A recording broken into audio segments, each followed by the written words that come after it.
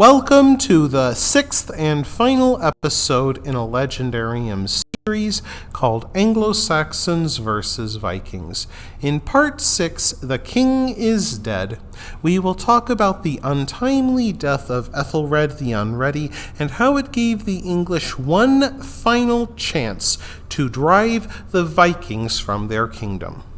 For once, God appeared to answer English prayers.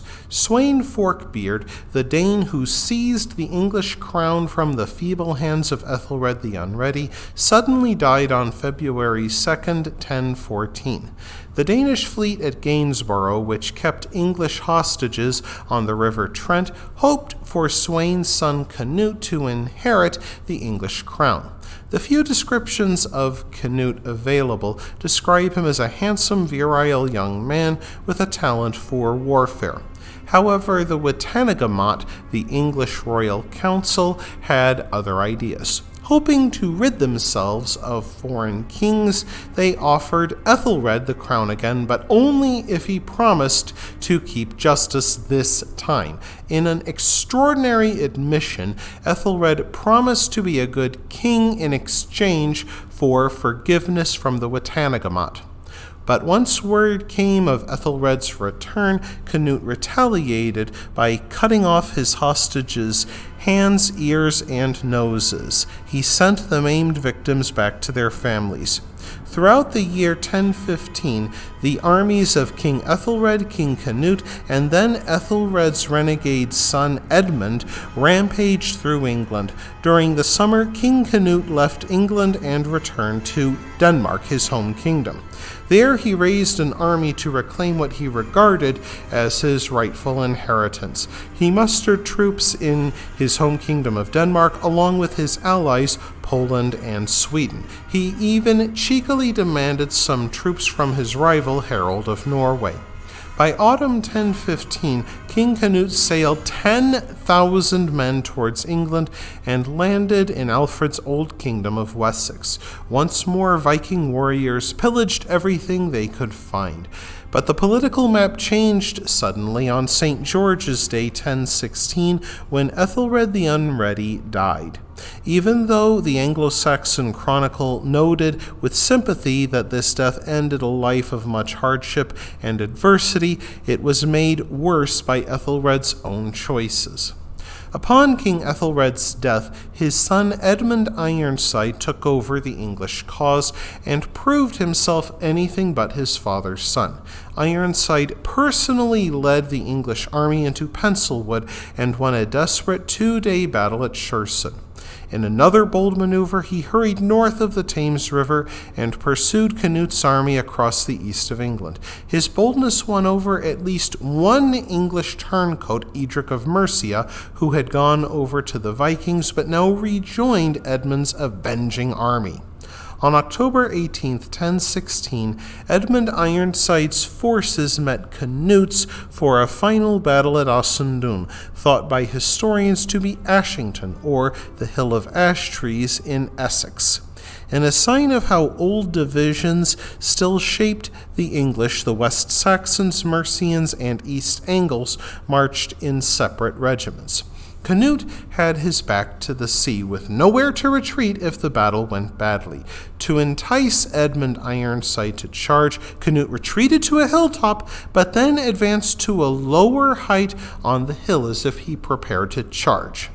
King Edmund Ironside placed his most heavily armed men in the front ranks, and after a long and fierce battle, Edric of Mercia once more turned his coat. Did Edric of Mercia sense the battle turning, or had he planned this with Canute from the very beginning? In the end, that did not matter. Edmund Ironside withdrew from Ashington with only a remnant of his army, the flower of England sheared by a Viking sword. With no hope left, Edmund agreed to meet with Canute on an island in the river Severn. There they swore oaths upon holy relics, exchanged gifts of clothing and weapons, and left the meeting as sworn brothers. Like brothers, they divided England between themselves, a fate avoided since the reign of Aethelstan 80 years earlier. King Edmund Ironside kept his ancestral homeland of Wessex, while Canute got everything else. They agreed that the whole of England would go to whichever of the two lived longer. Only 1 month later, on November 30th, 1016, conveniently for Canute, Edmund Ironside died mysteriously. In years to come, chroniclers claimed that an English traitor murdered him.